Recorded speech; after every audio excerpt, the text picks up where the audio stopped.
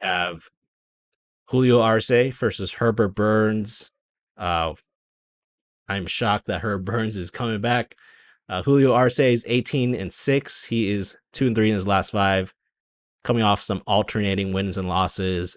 And his last loss was to Montel Jackson via decision, facing off against Herbert Burns, 11-4.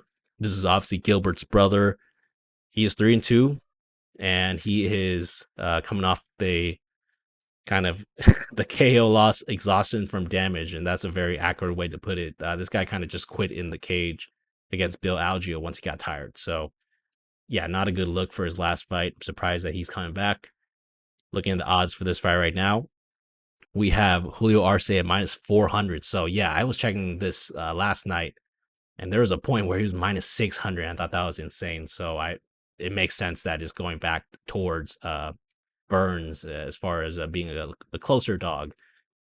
This fight is also another fight that I'll probably pass on overall. I will have to go Arce here. I think that he's gonna win via KO. I'm not. There's no way I'm playing Herbert Burns in this matchup. I mean, saw a little too much from him and what he did last fight that I don't think any units should be put on him. But yeah, I think Burns is just the definition of a sub or bust kind of guy. I mean, he in his last 2 fights, he can't even prove that can go 2 rounds in the UFC, right? He can barely go 1 round in the UFC. So just very concerning there. Julio has a 95% takedown defense. That's not good either. I mean, not good for Burns, obviously. I think that this 95% takedown defense will be able to keep him safe against a guy like Herbert Burns.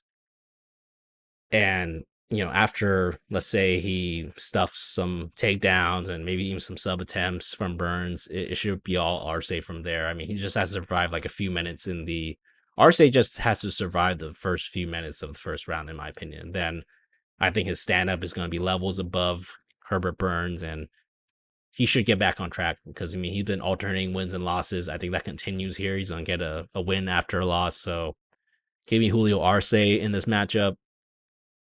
Man, at minus 600, I didn't like it because he's also coming off a year layoff himself. But man, at minus 400, I think I might want to play that just because I minus 600 was not good, but I think minus 400 could be a decent piece. So I'll keep track on that. But yeah, that's something that I might want to attack in a parlay.